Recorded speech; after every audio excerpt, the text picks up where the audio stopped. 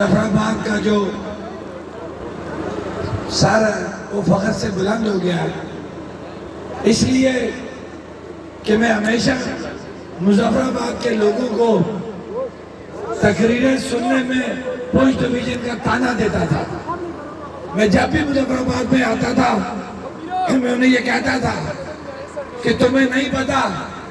ہم نے کتنی سنی ہے کہ تمہیں نہیں پتا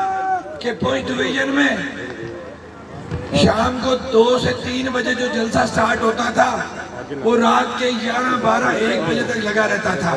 لیکن کوئی کرسی خالی نہیں ہوتی تھی۔ لیکن آج مظفرآباد کے لوگوں نے اتنا بڑا اجتماع کر کے، جس کے اندر ہمارے دونوں ڈویژنوں کی جو ہے وہ سپورٹ شامل ہے، اس کے بغیر اتنا بڑا جلسہ نہیں ہو سکتا تھا، اور اتنی دیر سے بیٹھ کے ثابت کر دیا کہ مظفرآباد کے لوگ باشعور ہیں، باغیرت ہیں، غیور ہیں، وہ اپنے حقوق کی بات کے سننے کے لیے ساری رات جو ہے وہ بیٹھنے کو تیار ہے، اور آج بیٹھ کے انہوں نے ثابت کر دیا۔ اب سب سے پہلے میں جو آج کا ایونٹ ہمارا ہے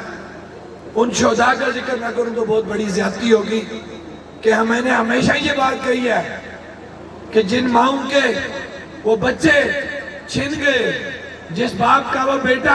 چھن گیا، جس بہن کا بھائی کا بھائی چھن گیا، ہم تو خالی تقریریں کر سکتے ہیں، ان کے بچے ان کو لا کے نہیں دے سکتے، لیکن ہم یہ تو کر سکتے تھے جس کا آج ہم نے کر کے ثبوت دے دیا کہ ان بچوں کے نام پہ ان کو یاد کرنے کے لیے، ان کو خراج عقیدت پیش کرنے کے لیے آج پوری رات صبح تک ہم یہاں بیٹھے ہیں اور ہم نے ان کو یاد کیا ہے۔ یہ بہت بڑی بات ہم نے کہی، ہم ان کو لا نہیں سکتے، لیکن یہ احساس ہمیں ہوا کہ یار واقعی انہوں نے جان کا نذرانہ دیا اور پوری ریاست جو ہے وہ آج سہولت سے وہ سہولت حاصل کر رہی ہے، جس کے لیے تینوں شہداء کی جو فیملیاں ہیں، ہم ان کے جتنے بھی احسان ماندو وہ بہت کام ہے۔ اس کے ساتھ آج کے ہمارے اس پنڈال کی جو ہماری سیکیورٹی کی ٹیم ہے، میں نے غصہ بھی کیا ان کو، مذاق بھی کیا، لیکن میں سلام پیش کرتا ہوں اپنے تمام نوجوانوں کو کہ کوئی ہماری اتنی بڑی اس کی ٹریننگ نہیں تھی، لیکن الحمدللہ کہ انہوں نے جھاڑو مارنے سے لے کے کھانا کھلانے تک سارا کام انہوں نے خود کیا۔ یہ ہمارے بڑے فخر کی بات ہے۔